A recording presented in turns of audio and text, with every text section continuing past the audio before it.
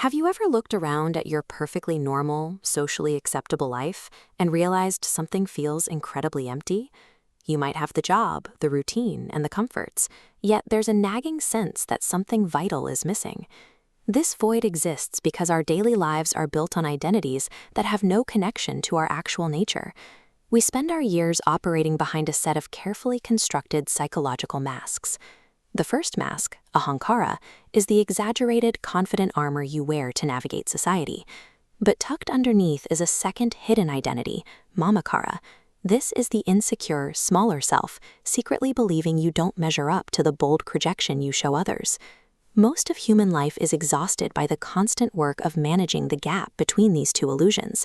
As long as you're busy defending them, you remain completely blocked from seeing your own reality.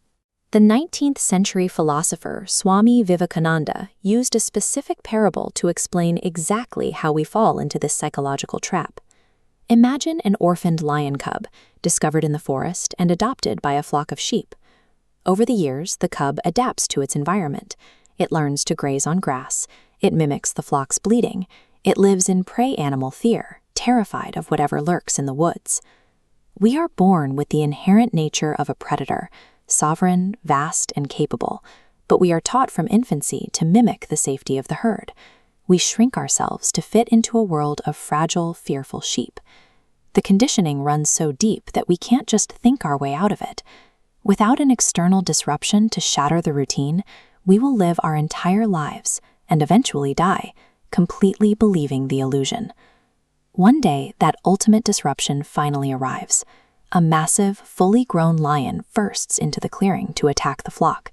The actual sheep scatter in panic, but the cub stays rooted to the spot.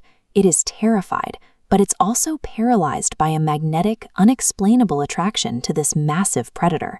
The cub doesn't run because it recognizes something profoundly familiar in the predator. This magnetic pull is the internal recognition of its own hidden nature. A person only feels drawn to a living master because that same potential is already stirring within them. The older lion walks right up to the trembling cub. Instead of attacking, it looks the cub in the eye and says, "Why are you crying? You are not a sheep. You are a lion." The cub reacts with pure terror. It bleats, begs for its life, and insists it is just a sheep. It interprets the truth as a lethal threat. Encountering a real master triggers a devastating identity crisis. This isn't a peaceful transition. It is an assault on the false ego that threatens the very survival of everything you think you are. When faced with the destruction of those false identities, our immediate human reflex is to do exactly what the cub did. We run away. We scramble for any available exit route to avoid looking inward. We binge-watch television, bury ourselves in distractions, or find intellectual reasons to doubt. Imagine a piece of straw in a turbulent ocean. To avoid crashing waves, it darts behind small boats, seeking temporary shelter. But the shelter never lasts. The boat moves on, and existential waves return. Our daily distractions are just moving boats. This identity crisis marks the moment the friction between your masks and reality becomes unbearable.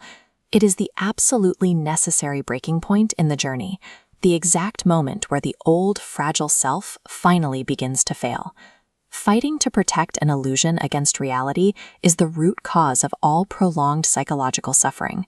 We are struggling to keep a shadow alive when the sun is already out. Back in the forest, the older lion captures the runaway cub, forcing it to look into the river. Staring into the river, the cub experiences a breakthrough.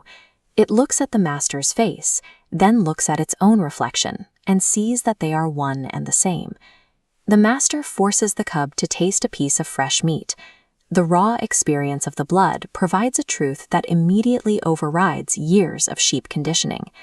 A true master functions as a mirror, radiating a clarity of presence that allows the disciple to finally see their own reflection. They don't teach through words.